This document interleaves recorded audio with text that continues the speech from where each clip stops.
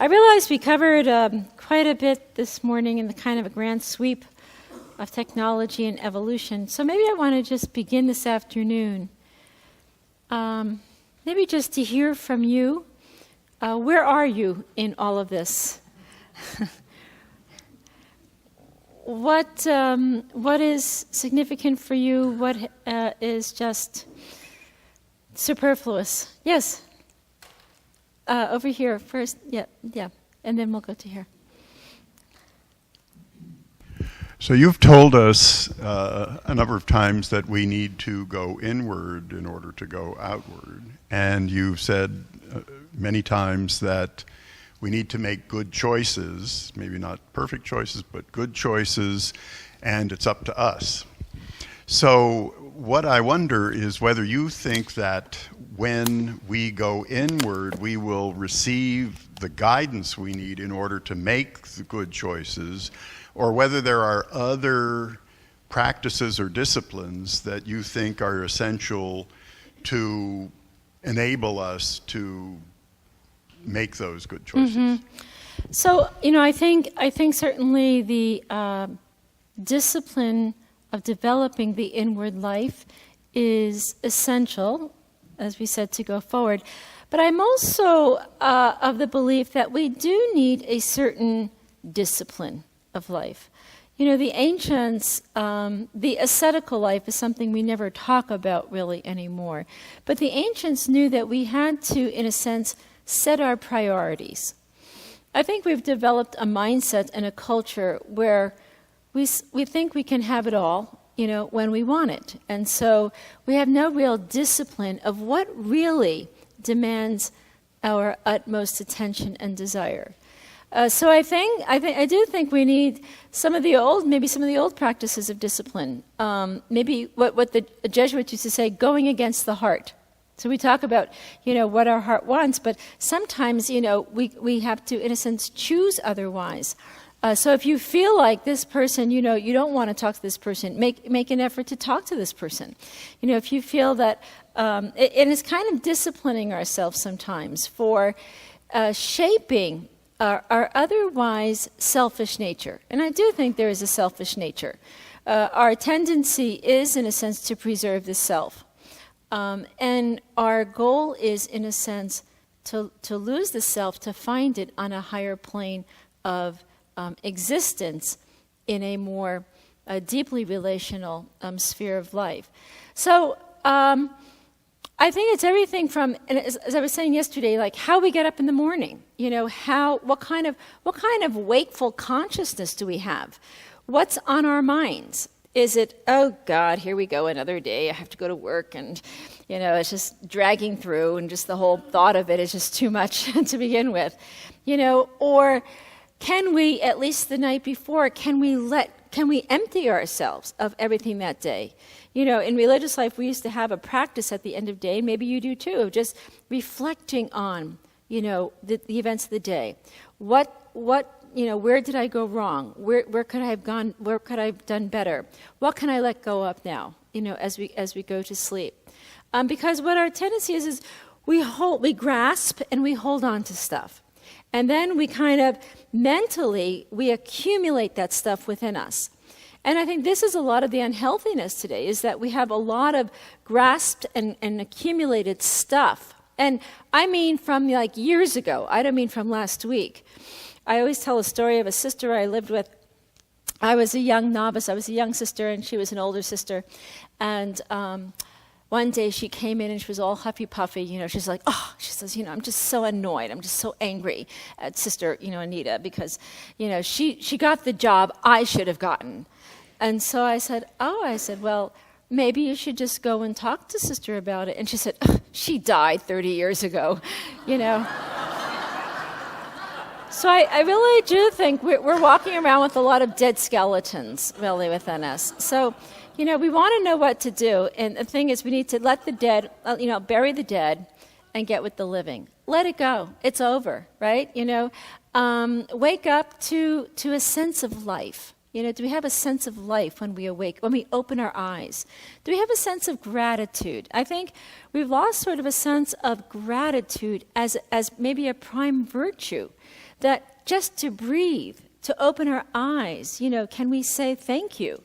Thank you, because we are not the making of our own breath and life. And to realize that I do think we've developed a culture again of a do-it culture. Here we are. We're going to think our way through this. We're going to get the handle on this. We're going to build the skyscrapers. We're going to build our new techno selves. What if we were just to say, hey, thank you. Thanks for, what a great idea.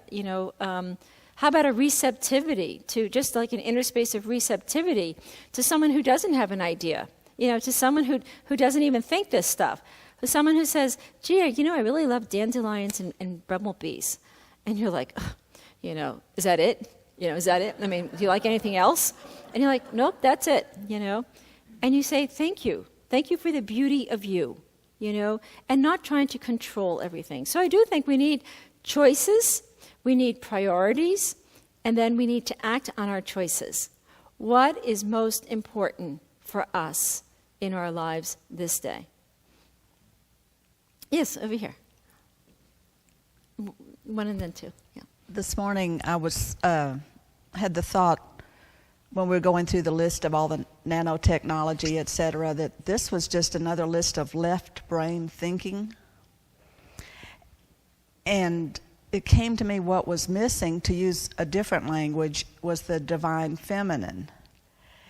Then, when we got into what Teilhard said, he was right on that cusp with these feminine ideas. You just used the word receptive or compassion. The feminine can network, and there was one picture, it was males all at computers, but it was two women talking by a Christmas tree. So let's don't lose that in this cyborg thing. And the feminine can think on like 20 levels at once and connect and understand what each other is saying. But I'm not saying males don't have that. I'm not talking gender. No, the higher picture. Mm-hmm. And it seems like there's something already within us, a higher center or brain or something that is emotional and intuitive. That type of thing that we already possess will be, expanded and developed in this new age that we're heading into. Good, very good. Thank you. Thank you for raising that. David Noble, who I mentioned very briefly, wrote 2 books. One was called The Religion of Technology and the Spirit of Invention, where his main thesis is that technology is based on restoring the fallen Adam to divine likeness. And the whole thing is a male endeavor, in his view. He wrote another book called A Church Without Women, because he felt that religion and technology both are male endeavors, with the sense of restoring poor fallen Adam to divinity, to the divine likeness. And women have no role. Women are more the obstacle than anything else. So he does a whole thing. It's a very interesting book on, even if you look at the history in the rise of modern technology, very, very, very few women are mentioned, even though women have been part of, the inventions all along. So thank you for pointing out Teilhard, who really spoke of evolution as the rise of the eternal feminine. And so he sees a feminization in the whole process of evolution. And we can speak of that in terms of deep relationality. He speaks of it in terms of Sophia, or wisdom. And so he sees that this path of the new knowing, which is a contemplative knowing, a deep loving, a deep relationality, is wisdom, is the path of wisdom, now evolving, in a new age. So I think you're right on time. In fact, Noble speaks of even the Apple Corporation, the name Apple, again likened to the fallen Adam, and there's a whole thing going on there. But thanks for bringing that up. Yeah. Oh, there's one question here. Yeah, and then we'll go to the back. So one of the things that strongly stands out for me is the shift from a controlling God to an incarnational God. And you've quoted Eddie Hellesum several times in your book, and her statement is so powerful to me that says, God, you cannot help us. We can help you. We must help you. We must help you. Yes, thank you. And Teresa of Avila, Christ has no eyes but yours, hands but yours. And Maurice Sundell, you are Christ for others. Right. And one other thing in your chapter on suffering, the image that came to me was that suffering is a love magnet.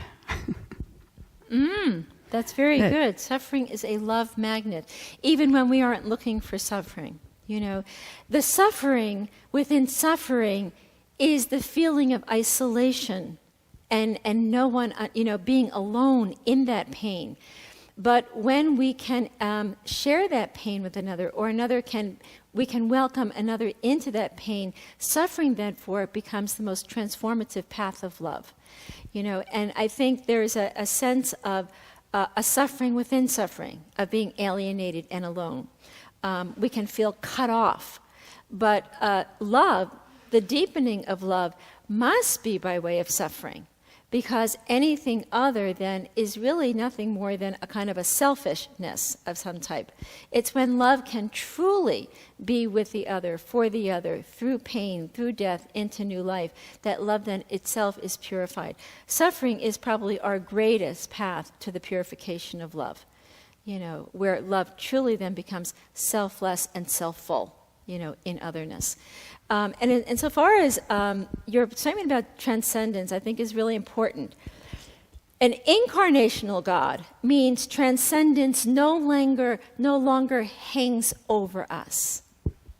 We are the privileged bearers of transcendence. And that still is new to us.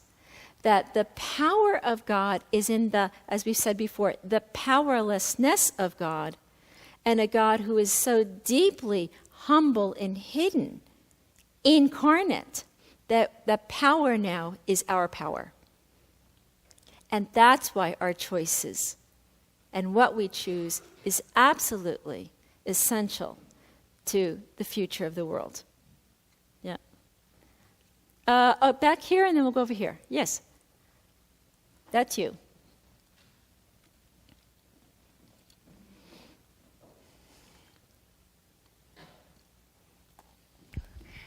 I noticed on one of your recent blogs, you introduced your students to centering prayer, and they just took to it like fish to water. Yes. And I was wondering how you would advise a millennial to sort of get on the spiritual journey and have that, I thought your response to the earlier question about, waking up to the day, being receptive, and these sort of habits of are great for people that are already working in that direction. Yeah. But how would you counsel millennials to open themselves to that? Well, I find if I think of millennials and undergraduate students around 19, 20 years old, even the sense of a self, an interior self, is a novel idea.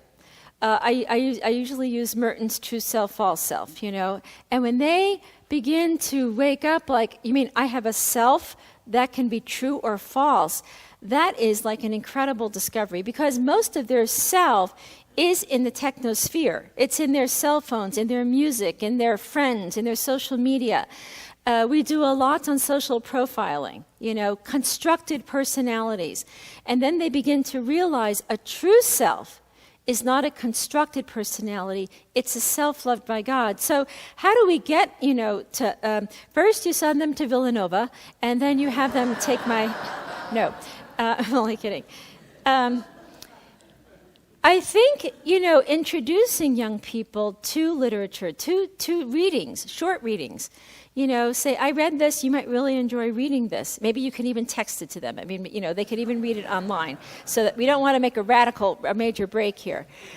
But, and it's really just finding the path that connects. Because once you connect with them, what I find is they're starved. starved for the interior life, starved for the true self, starved for contemplation. As I said in my blog, I had Father Martin Laird come in and give a class on contemplation. It was so simple. He spoke to them about, contemplation, about, the kind of slowing down and entering in. They were all they were all just like fixated on him. And then he brought his prayer stool and he cleared off the desk and he got on the desk and showed them how to pray, like how you actually kneel at prayer. They said that was the best class for the whole semester. I thought, what a lot of work I put into this, just thinking I could have just knelt on the desk and I would have been done, So we're talking tabula rasa. They don't know any of this, and when they can discover it, they have to be ready, because many of them, sometimes they're scattered. What we know today from technology is it can scatter the mind over multiple terrains. And so that's part of the difficulty, is they're not ready. Their minds are all over. And so this notion of interiority can sometimes it doesn't even kind of click. You've got to find the right pathway and the right moment in their lives to click with it. But once you can get there, I really think the rest is, you invite them in. And it's a gentle. What I think young people resent and rebel against is a kind of being forced upon. They love authenticity, right? If it rings true, does your life, if you're attending Church of Conscious Harmony and living these values, does your life ring out these values? They notice models. They know when someone is really walking the talk. So I do think it's a combination of things. I do think it's making spiritual readings available to younger generations. I think it's providing space, for unplugging, and maybe like setting house rules. No cell phones at tables, after 8 o'clock, computers off. And they'll have a rebellion of some sort, because they won't be able to sleep, they won't be able to think, they won't even be able to talk to you, because they need some device. But that's the kind of disciplines we need even for younger generations, I think. Yes, over here. We'll go in the two of you can work it out, democratically. I'm in a place of deep gratitude for you being here. You've got a lot of accumulated wisdom, but what I'm really grateful for is the educator in you today, and your willingness to come and to help us learn. And I'm reminded of the quote from Yeats that said that education is not so much the filling of the pail, but the lighting of the fire. Oh, and beautiful. So I'm really seeing you as a pyromaniac today. So you probably know that one of the legs of our church is the work of inner Christianity, based on the the writings of Ouspensky, of Gurdjieff, of course, as interpreted by Maurice Nicole. But those are the ears that I heard a lot of what you said today, with the ears of the work of inner Christianity. So working on the side of knowledge and working on the side of being. And the working on the side of knowledge, what I'm taking is all these ideas about God, this new thinking of God, this new conceptualization, and from reading your book and from having you explicate it, seeing this ability of ours, this intellectual gifts we have to be able to grapple with this. What a marvelous thing that is, that we've been gifted with the intellect and the willingness, of course, to grapple with these ideas and to think, to rethink God. And what I'm left with is that it's not only about the thinking and the learning, but it's about the unthinking and the unlearning. We have, what we bring with us is these conceptions, these songs, these pictures, these stories of God that we're going to have to let go of in order to get into the evolutionary fire. Right. So that could be painful. There's a lot of words and a lot of comforting phrases that we use that I personally am going to need to rethink. Things like being saved by God. Things like praying to God. God sent Jesus. Those sort of phrases I'm going to really work on the side of knowledge to unthink and to unlearn, so as to clear the decks to allow that new generative thinking. And the last thing I'll say is just the notion of contemplation. that contemplation is, of course, the sitting with the great silence and being with God and being in that receptive, passive contemplation. But it's also, and you mentioned this earlier, it's also about that active contemplative thought where we engage and we wrestle, as I said before, about the learning and the unlearning. So there's that almost like a bit of an aggressive contemplation where we have to really, as Tim says, lean into it, that can be deeply contemplative as well. Yes. So thank you. Yeah. I'm on fire, and I love you, and thank you. Oh, yeah, great. Thank you. Are we done? No. Thank you. You have some great things there, and I love your language of unlearning. That's actually a definition I use for conversion. Unlearning. The things that we have learned, because what we do is we learn these things, generation after generation, right? And so they become sort of DNA wired in. They become ontologized. But all that we're saying is that we are not people having a spiritual experience. We are spirits having a human experience, and therefore we always want to shape that spirit that we are for the world in which we live. Right? And so we cannot fixate anything about God or the things of God or salvation, because it's always about life. I think, what we're saying here is the last word of God. God's other name is life, and that fullness of life as love. So it is about work, a new work ahead. Contemplation, yes, entering into, and I would like to see a further kind of growing together of contemplation and creativity, a type of thinking that is not just reflective, but proactive, where we can tap into the infinite depth of our imagination. And, if we're grasped by God, then what in our imagination can reconceive God for the 21st century? How might that look then in terms of church and spirituality and a techno-driven world? So we do have a lot of work to do, but that's the beauty of our gathering in these 2 days, to become more attentive to where we have come from, our capacity within, and maybe, the signs of the time, so to speak, that which is calling us forward into future. Yeah, so thank you. Yes, over here. Yes, this is, and I thought that was a beautiful comment as well, and I have a high valuation for all of these teachings and the value of centering prayer. I guess one of the new thoughts that was coming to me as you were presenting earlier on technology and the speed at which things are moving, and we're talking about in 30 years what it could look like. Yeah. And, it sounds like the movements we've made in that direction thus far have been all in service of the ego, right? It's all been about self-preservation, about more power, about control, about even social esteem, right? All those movements. And in the consumer marketplace, that's what we buy and sell. We sell to meet those people's needs. Right. And so given that trajectory, we're talking about contemplation as being an anecdote, I guess, to that.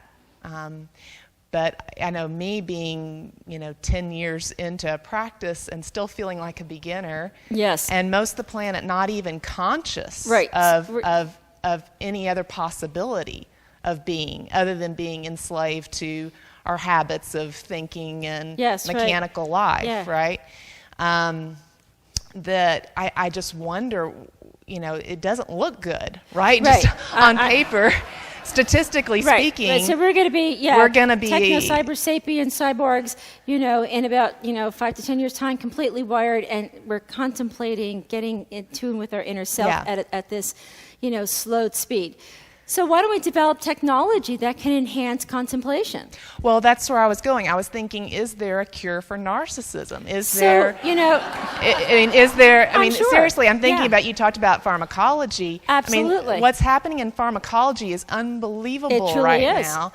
And so I'm thinking, is there even support from a neurotransmitter level or wiring of the brain level of how we can be receptive to this at least, and I'm not looking for the 60s and LSD or anything like that. Yeah. I'm looking for, I'm thinking about, is this a possibility that maybe technology maybe could be a help to us in opening us and Well, getting us out of our narcissism. I want to say, I've actually written on the brain and the biology of belief. I mean, and what we do know is that there are centers of the brain, we know this from neuroscience, that they can be stimulated, right? And we can, activate centers of compassion or, centers of love. Now, I used to, because, I do tend to quip about things and said, well, what if we developed a headset, where we could activate, you might say, the hippocampal area, and maybe we can deepen that religious center. We can stimulate it. A little pulse of the brain could go a long way, rather than sitting for hours, and hoping something will happen. We can get the headset for, and then me being a Franciscan into marketing, I'm thinking, well, I could see this on Amazon.com, your headset to spiritual higher being, for a mere $59.99, guaranteed to be a mystic or money back, Now, all jokes aside, why not use technology to stimulate the areas of the brain, the very areas that we're doing by natural prayer? That is what I'm saying. Now, see, I love Steve Jobs. I'm sort of a Jobsian in my sideline. And Steve Jobs had that wonderful talk at Stanford where, think different. You got to think like a crazy person. The future, he said, belongs to the crazy ones, those who think outside the box, those who think what everyone else would say, that's absurd, that's really ridiculous. And that's the type of thinking we need religiously. We need to think outside the box, and we need to think crazy. We need to invent and use technology for the development of spiritual well-being. And that doesn't mean, like you want to just slow down. We want to speed up, in a sense, this process of spiritual enhancement. I mean, right, in the past we've used drugs, but and drugs have, a lot of side effects. If you ever watch television commercials, most of the commercials are side effects.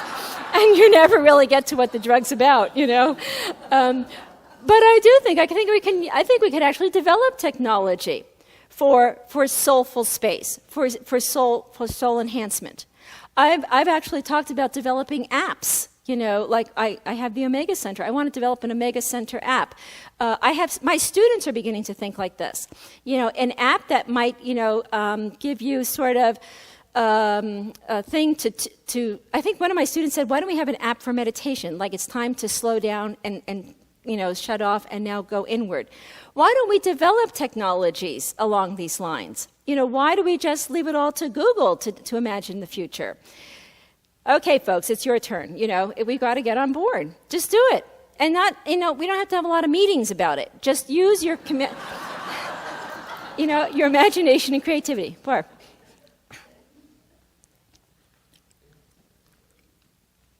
Do we have another? Oh. All right, there you go. Thank you.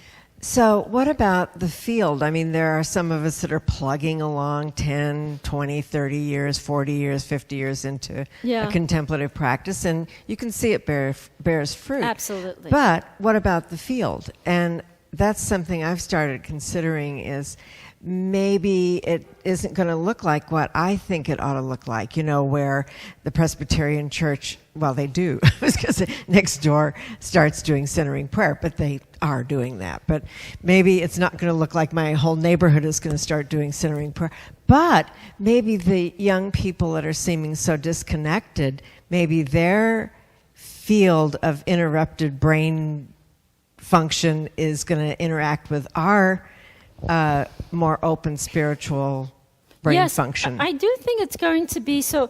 I think centering prayer, like everything else throughout the centuries, it emerges as a way to kind of deepen, enhance, go inward, go forward. But in itself, it could easily give way to something else. So, and it can be, I do think we have a lot to learn from the younger generations. I think we're constantly feeling we have to do for them. I think we need a receptivity and learn from them. Because there are things in younger generations, there's a different type of connectivity already. And I think we have to listen to what is animating their lives. We help shape them in their interior lives, but they can help shape us in our fields of, our growing fields. And so I do think we need sort of a new, an openness to what is emerging right in our own midst, in our own families, with our younger generations. Because I don't see any of this staying around for a long time. I really think, and this is how God works, we have the means at every moment to deepen what we are, because God still seeks to rise up as that fullness of love, and we long for that, truthfully, at the heart of it. But we will try all sorts of means, and technology is even one of those means. I think even what, transhumanists are doing, they're trying to get to something that's more deep, more relational, more whole. But you have to have sort of what's the vision? What's the big? What's the cosmos here? And so I think religion has a vital function to play in the 21st century, but no one religion. In other words, I do think we need an openness to, at least a receptivity to learn from the various religious traditions. But then you find your home in a tradition. What's the tradition that deepens your life, that enhances your personhood, where you become more free, more loving, more related, more forgiving, more peaceful, more compassionate?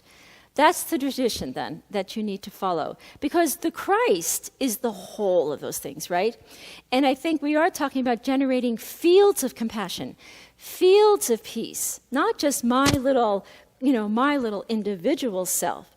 We are talking about creating, when we talk about a global network, we're talking fields within fields within fields, so that someone in war-torn Afghanistan can perhaps, instead of killing the neighbor because they have the loaf of bread, they may take a different turn because they have, in a sense, tapped into a morphogenetic field of compassion, or a field of forgiveness. And they may act in a different way. And that's the type of thinking. We have to think wide and large. I think one of the things we have to get out of is thinking individual and self. We must think as wide and large and as future as possible. And I think every morning we should say, what do we want to be? What do I want to be when I grow up? And you could be 90 years old. You can ask that question. What do I want to be? Because we're always becoming something. And I think what we're asking ourselves is, what can we become beyond the me into the we? So, yes, in the back. Well, my iWatch just told me to stand up, so okay. Here I am. Good for you. I love those iWatches too. Yeah. Do you talk to your watch? Do you have one of those? Not yet, but next edition, okay, maybe. Yeah. I was struck with the suffering aspect that was discussed earlier. I've been through 18 months of grief, and a lot of friends would send like Facebook wisdom to me. And one of them was a saying that said, grief is love with no place to go. And I pondered that, and I really, I think the next line was, it goes to tears. Mm-hmm. But what kenotic love is, and God's love is love with no particular place to go. It's just love that flows out. And I think I've latched on to what might be a solution to grief is that. So you're speaking of suffering as a way to get to God. I think that may be part of the route. Yes, right. Yes. And grief is real because, when we lose someone or something that we love, there's part of us that dies, and there is that. And what it is about death, and here's where I think resurrection does play a significant role. Death it is final on one hand. It's a complete rupture, right? Never to be seen again or touched again. And yet, we do believe in resurrected life, so that the person we have loved is with us in a transformed way.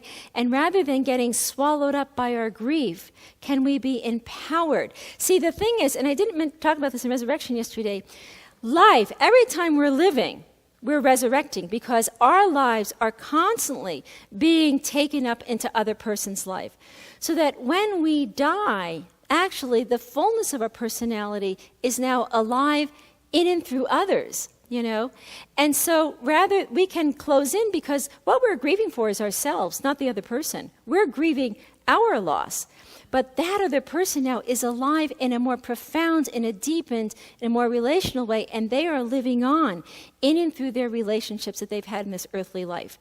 That's resurrected life, you know, and that, we call it the communion of saints. You can give it whatever you want. But, you know, we know the people we've loved, they're still very much with us. We talk to them. We feel their presence because the waves of their lives are now enwrapped in the particles of our lives. You know, and therefore we should be empowered by this new life. Their resurrected life should be our resurrected life, that we're now empowered to love in a new way. So, all the best.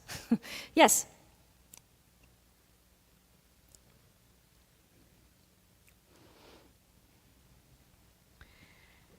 So I was struck by the clarity that you have brought to the term Christ as opposed to Jesus, which is something we've been studying on here. It just kind of leapt out to me as you were bringing some of these ideas forward. And the Teilhard evolution description has a lot of Christogenesis concepts in there, all of which are very universal, it seems to me.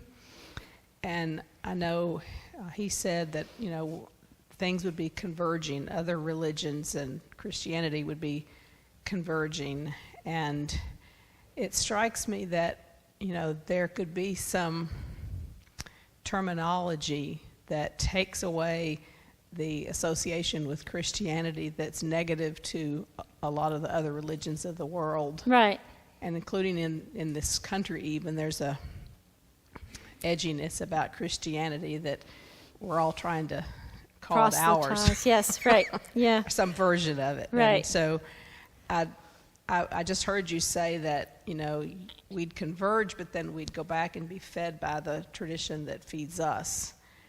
But I'm drawn to this Christogenesis idea that it's more universal and could be more acceptable to the rest of the planet if it didn't have our terms. Right. And so, you know, Teilhard kind of, he himself sort of intuited this whole same thing. Now, he was, in a sense, he really felt Christianity was the religion of evolution. You know, that's what he said. But he also saw that other religions must come together for the forward movement of evolution. And so, if he didn't use the term Christogenesis, he used the term cosmic personalization. And that term cosmic personalization doesn't have any religious significance to it, but it's the same idea that there's not something in evolution, there is someone in evolution. That what this whole process seems to be pushed toward is one personal center, centered universe in love. And that's what we might name the fullness of Christ or the Pauline body of Christ. But the language of Christ can turn both Christians and non-Christians off. I've had a lot of religious women say to me, why do you keep using the language of Christ? You know, because it has so much historical baggage to it. And I'm like, hey, you know, if you want to use other language, I don't want to get hung up on the language. I want us to focus on the reality of what we have the capacity for. So maybe we can borrow, or why don't we just find new terms? Since now we're entering an age of creativity, let's invent language. You know, you don't have to keep hanging on to what you have known. I mean, I like the term Christ. It's okay with me. If it's not okay with you, we can talk about Christification. We could talk about amorization. We could talk about technoization. But I need something of God in there. So we need something of divinotechnization. Make it up, all right? You know? I mean, you know, language is expressive. The content of language expresses our reality. So you got to find the words that express the reality. But I'm glad to hear that the understanding of the Christ is the whole, right? Jesus is the Christ, but Christ is much more than Jesus, because Christ is that word, that expressiveness of divine love throughout the whole of the cosmos. Yes. Where did I see a hand? Yes. Oh, yeah. Can you speak about the role of the sacraments, the liturgy? Yeah. In this new world view, if you will, Scripture and the tradition as the tradition. Yeah, so, all of that, I have a slide somewhere, Teilhard says something like this. He says, in an evolutive world, the power, worship must, in a sense, express our lives. In other words, our current understanding of the word exceeds our power of worship. In other words, we still, here, I'm not talking about Church of Conscious Harmony, I'm thinking Catholic Church, where I do think the sacramental life is still very rich because sacraments symbolize. We need symbols. Symbols gather for us. They help, in a sense, focus us on the deeper realities. I think the sacramental life, especially Eucharist, symbolizing and showing to us what we are created for. But I don't think it's, something that God is doing to us, which we've interpreted that sacrament as God, here's the body of Christ. Well, thanks very much. I'm glad I could be, going to this. It's rather than, like this symbol of Eucharist now this is your life, amen. Thanks, so be it. The sacraments of baptism. What are we baptized into? Why don't we rework baptism? I'm baptized into cosmic evolution. Imagine that one. I do think, I am not for infant baptism. I think it's one giant party. And, here's a little aside. My grandniece was baptized last May, and my nephew-in-law is an economist at Johns Hopkins who's not religious at all, but he's into transhumanism. So for Elise's baptismal party, we had a festschrift on artificial intelligence and transhumanism in the 21st century. So, we need to, because these things don't mean anything anymore. We don't even have confirmation. What is confirmation? That's a new party at 12 years old. No sense that we're being, we have said yes. That's what we're saying. We have said yes to being Christ in evolution. We have thrown ourselves now into this power of the Spirit, and we will give ourselves fully in love, all that we are, that this world may move forward into the fullness of God. But that is not part. So we need to rework the sacraments in light of the evolutionary world we now find ourselves in. Again, I think worship is important because it gathers us. It mirrors what we're created for if we gather rightly. We gather as community. We gather as brothers and sisters united in a common bond of love. But when it becomes too mechanized, it becomes too rote, we need to stop. Because what are we doing? And I've seen too much mechanization of religion. It is completely enervated to do anything. And it's landed in a lot of internal bickering over who's the real priest and who isn't the real priest, and who has the power and who doesn't have the power. So I think, folks, I'm like, oh, please, I think, maybe I should be the Pope just for a day. I could just change a few things. Pope for a day, I love that idea. Then I always think, well, maybe we'll have Robo-Pope, we'll have R2-T2 coming out and, okay. Anyway, I think, I think we need a lot of work with the sacraments, because they have a vital role to play in empowering our lives. But I don't see that happening, really, and where I go to church. People are really sweet. Everyone's there for it's like metered Sunday. I put my 25 cents in the meter. I go for my hour. Do not let this service go over an hour because I have to put more money in the meter, And I'm out, And so Teilhard would think we need to restructure worship. Completely, really, yeah. Other questions or concerns? Yes.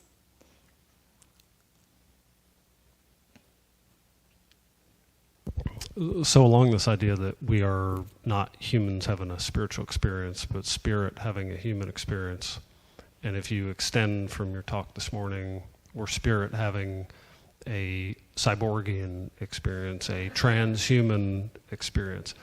And I can go with that pretty far. what I ponder is, on the one hand, the human body I see as the most technologically advanced creation that there is, that we barely even understand. And yet we are creating with this technology the ability to almost transcend physical death. So I guess my question to you is, death and that decay of the body it's part of the, it's part of that spirit experience through the human body. Right. Do you see as part of this evolution that we are transcending death? I mean, I guess, Jesus showed us that the body dies and the spirit still lives. So if you could speak about that. So I think that, here's my one thought on this stuff. Transhumanism wants to transcend death, right? We want to overcome the death barrier. We want to live forever. But the fact is, evolution runs on death. And because unless things die, the conditions for new life cannot emerge. In other words, it takes a certain amount of death. And truthfully, a finite planet cannot sustain endless species. So it does require death as life complexifies, And that's the only way evolution really takes place. So technology, for all its high aims of advancing us, the fact is, it's actually, I think, going to thwart evolution. And that's where I think we're going to run into some real problems. If we do overcome the death barrier, because we can perhaps have the means to do that, we're going to have some real, if we think we have problems now, we're going to have even more problems then. Because it's getting to the heart, and this is where I think Teilhard's vision of evolution as religious in nature. The cosmos is religious in nature. The nature of nature is to transcend nature. But to transcend toward what? And that's where Teilhard said, towards spirit, towards that fullness of love that is embodied in a new way, which is kind of a new configuration of the whole that we call the body of Christ. So that's where I think two things. One, that death is not the opposite of life. Death is the fullest expression of life. That in death, we know this, that in our earthly lives we are always bounded by our finiteness, our contingencies. That in that moment of death is our first full act of freedom as person. That's where the full flowering of who we are as person comes to be expressed. And that's why death is the summation of our lives. How we have lived our lives then comes to its fullest expression in that moment of death. And second is, without that death, there can be then no movement, because our death is actually the contribution to the whole. In other words, our energy is now, in a sense, contributed to this cosmotheantric whole that new life can emerge, beyond us in a new way. But by trying to extend ourselves in this kind of technological, post-biological realm, we're actually going to, I think, run into barriers, evolution barriers, and we're going to find ourselves deeply compressed, and this is what the sci-fi movies deal with, deeply at war, without and within. So I think our culture has, unfortunately, created the sense that death must be avoided, death is a negative, death is opposed to life, when the whole, and certainly this is the Christ event, the whole of nature runs on death and new life. It's cruciform all the way. And that's because Jesus said it best, unless I go, the Spirit cannot come. Unless we go, the energy, of our lives cannot be contributed to something after us. The Spirit cannot work then, beyond us in any new way. So we need to kind of shift our thinking here. Yes? In the back. Yeah.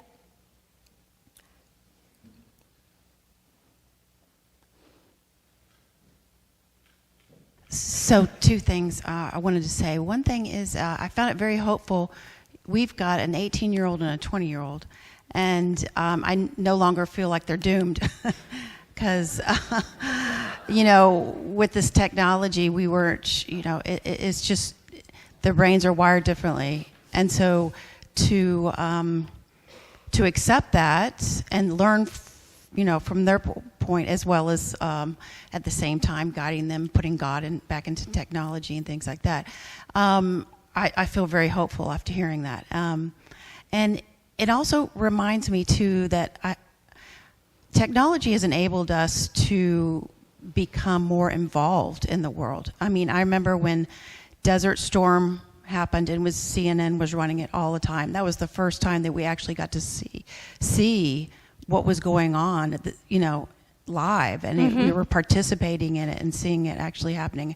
And now I see my children, involved in, the pipeline, problems that we're having with that, and then Aleppo and the refugees and things like that. So they do feel a lot more involved in all that, and they may not have been that involved if it hasn't been technology. So I guess for us it would be trying to find a way for them to maybe make some rules or make some ways of managing it for themselves, put the God back into it and not let it rule them, and more like, they guide their own decisions on how they're going to do.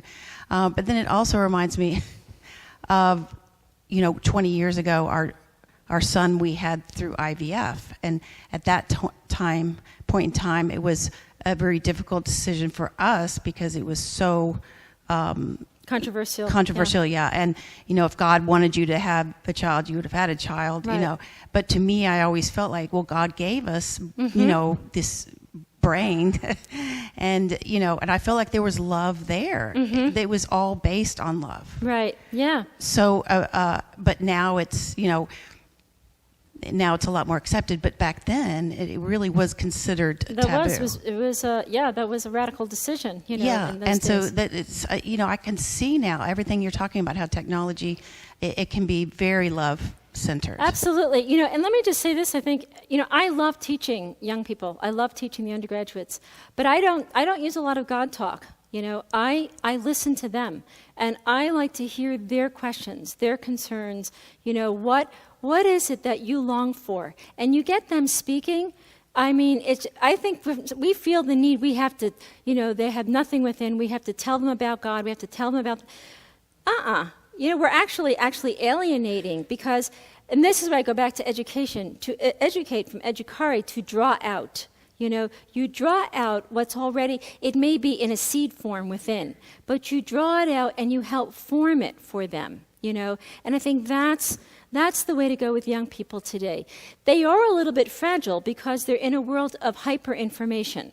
And so what they find is, especially undergraduates, they have a very difficult time navigating their lives, because they're just swamped at every moment.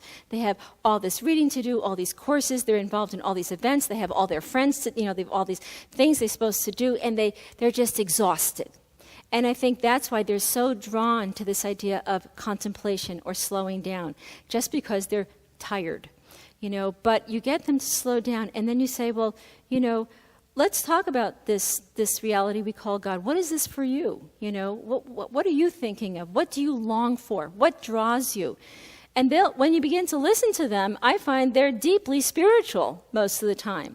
And that's why they are wired already. They're thinking without distinctions. That's why I think transgenderism, I think the LGBT community emerged with technology, because the lines of distinction now are no longer there. It's about relationality and communication, and personhood is being redefined through technology. And we're in between. We're in evolutionary, and this is part of our difficulty today. We are actually acting out of different evolutionary modes of development. And we keep assuming that other people or young people are like us. But we can't make those assumptions. Dialogue and communication may be the most important thing. And I think a receptivity, just to allow that growth and development to take place where they are. you know. And I do think certainly there needs to be some guidelines and boundaries. You know, it can't be unbridled use of, you know, I'm on my computer 24/7, because that can be extremely unhealthy. But I think I find with young people they need to be invited into the conversation. I mean, truthfully, at the end of my class, you know, this is Faith, Reason, and Culture, where, you know, everyone goo-goo-eyed over Marty Laird and contemplation. At the end of it, they said, "Is this it? You know, I mean, we're done?" And I said, "Yep, this is it. We're finished. I've got to go now, and you have to write your final papers." And they said, "Oh, you know," and they clapped and all this kind of stuff. And then I'm walking down the hallway, and this young man, I think it's like from the Dominican Republic or something, you know, he runs after me and he says, "Professor Delio." He says, "Professor Delio." And I said, "Yes, what's the matter?" And he said, "I want to give you a hug." And he gave me this big hug. And I thought, wow, you know, I mean, I didn't know sometimes if I was reaching them or if we're connecting, but I am telling you, they are there much more than we give them credit for sometimes. They're listening. They may not show a lot on their faces, but they are listening, and they are deeply attuned to what's developing, and they want life. You know, that I can say. They know their futures are a little bit fragile, that this world can fall apart, and they will work for whatever it takes to help create a better world. So I have a lot of hope, actually, in younger generations. I have less hope in older generations, however, because we are so stuck in our ways.